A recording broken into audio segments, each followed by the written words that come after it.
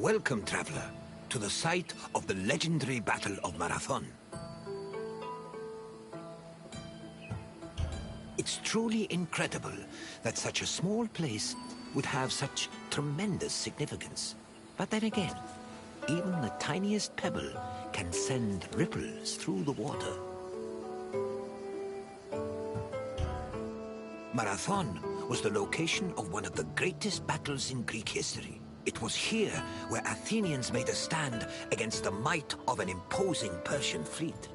Your visit will take you through the causes of the conflict, the battle itself, and its far-reaching consequences. I will see you again once you're through. Farewell for now.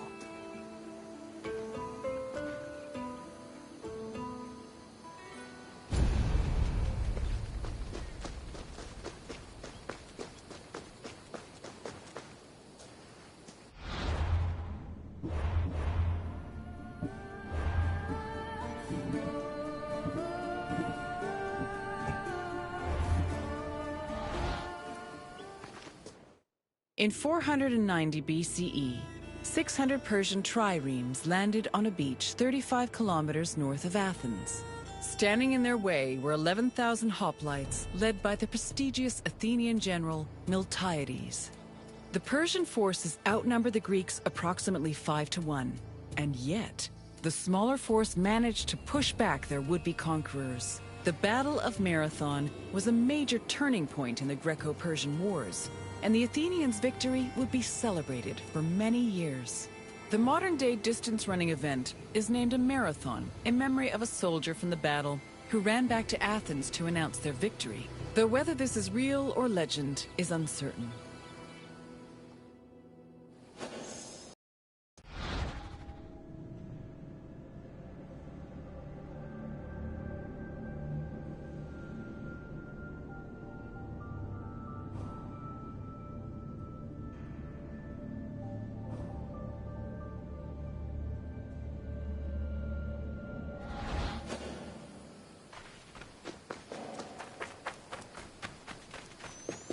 The Persians wanted to invade Greece in part due to its rich silver mines.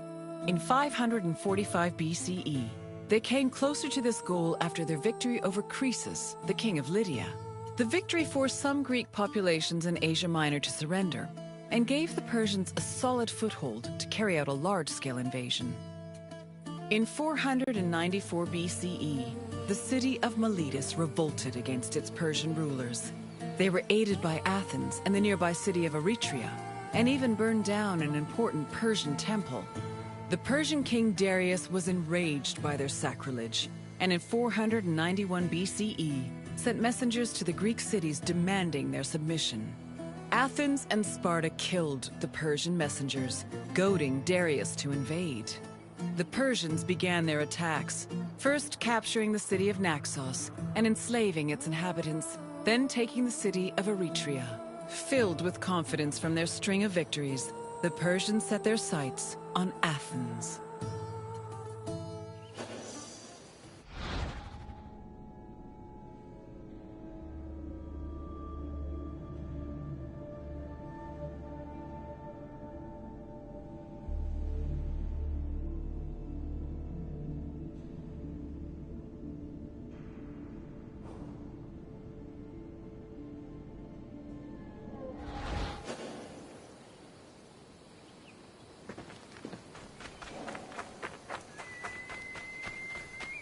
The Greeks were surprised by the ferocity of the Persian attacks. Seeking aid against the upcoming invasion, Athens was forced to appeal to other cities for help. In a surprising move, they asked for aid from Sparta, known for having the strongest army in Greece. The Spartans agreed to the request, but they were unable to send reinforcements in time due to the religious feast of Apollo Carneos, which forbade them from leaving their city until the next full moon. The only extra help Athens managed to acquire was from the small Boeotian city of Plataea, which sent an additional 1,000 hoplites. This was the first time in Greek history that their entire civilization was under attack from an external invader. Despite sharing the same language and same religion, Greek city-states had often warred amongst themselves. The Persian invasion was the first time they realized the necessity of collective action to ensure their survival.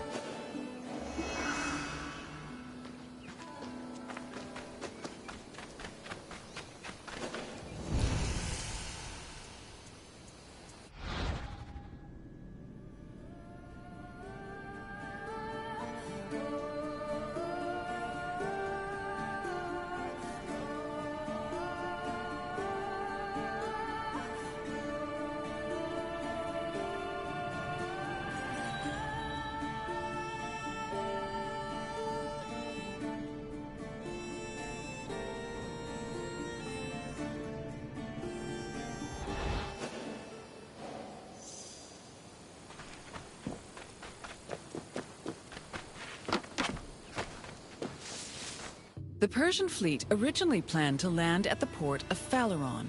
However, the exiled Athenian tyrant Hippias, who sided with the Persians, advised them to land at Marathon instead, where it would be easier to deploy cavalry. The Athenians were unaware of the Persian battle plans and left Marathon undefended. This allowed the Persians to quietly set up camp on the beach, while Athens scrambled to mount a defense.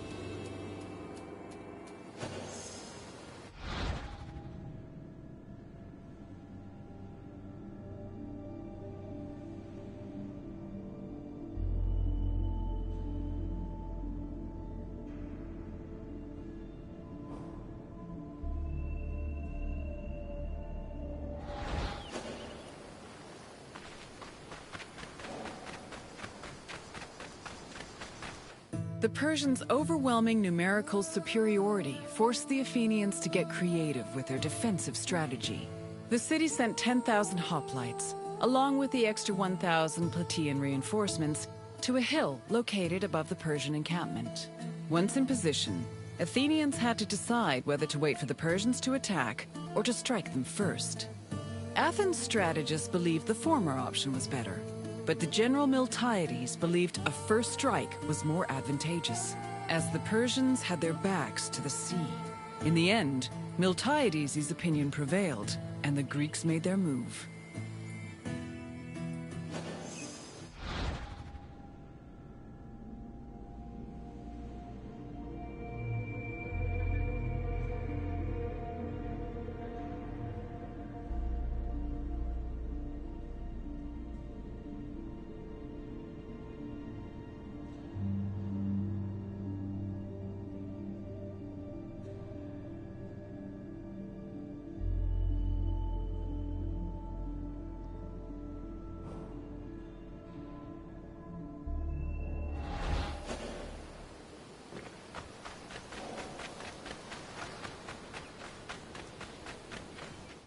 According to Herodotus, the Greek forces charged at the Persians without archers or cavalry. The Persians were unprepared for what they saw as an act of madness. While they were able to hold the Greeks back at first, they were eventually pushed back to their ships and forced to retreat.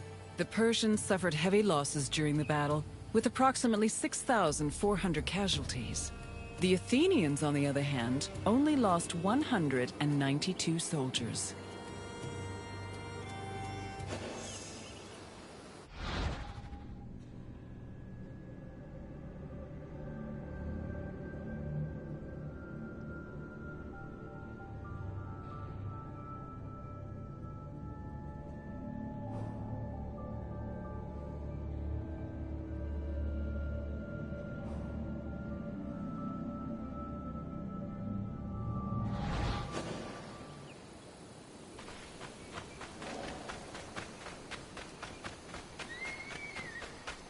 The victory at Marathon was considered miraculous.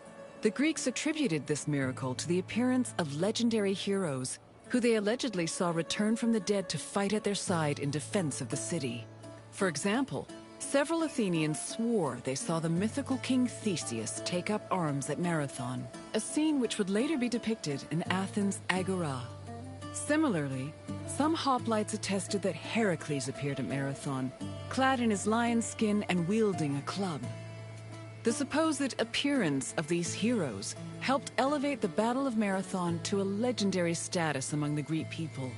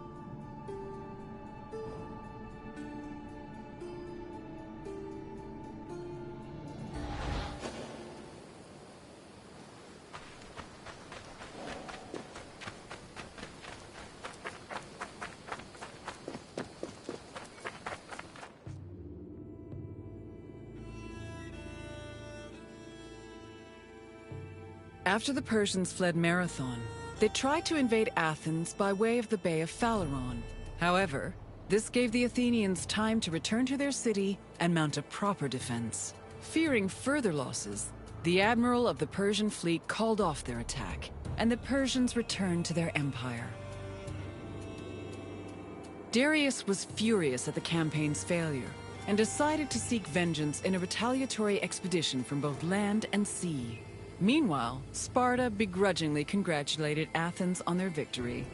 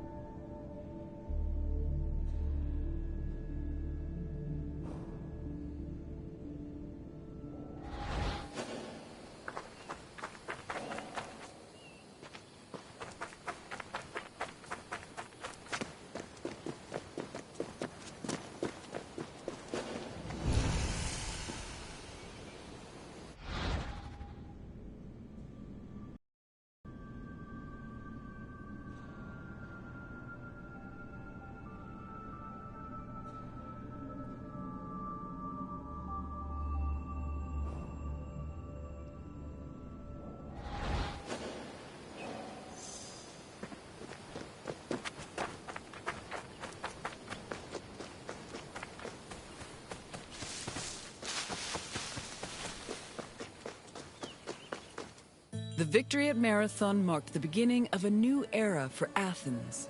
According to Herodotus, Athens' success at pushing back the Persians ranked them first in the ongoing competition between the Greek city-states. The Athenians immortalized their prestige by erecting monuments in both their own city and in Delphi. The Battle of Marathon was also perceived as a blow against tyranny. Tyranny went from being perceived as a simple flaw in authoritarian excess to major treason against the homeland, a sin that rulers would take great pains to avoid being accused of. This helped consolidate the institution of democracy for the next 2 centuries.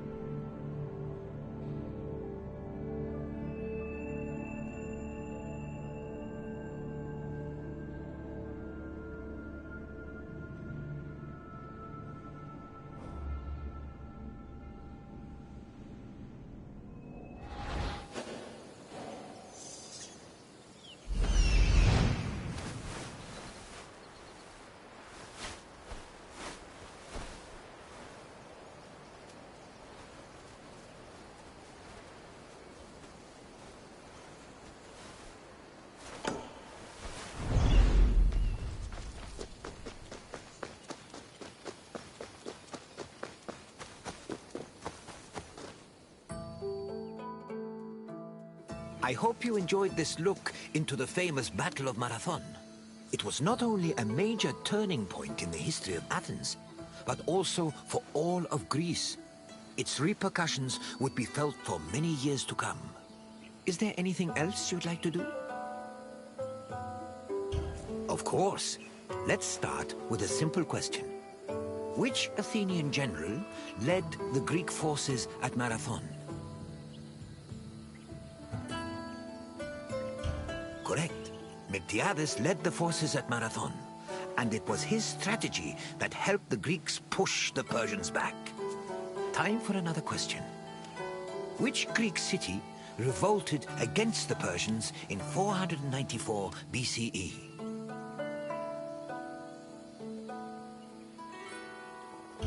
No, I'm afraid Naxos was taken by the Persian fleet on their way to Athens. Try another answer. Correct. Miletus revolted against Persian rule, with support from both Athens and Eretria. One more question. Which other Greek city aided Athens at Marathon?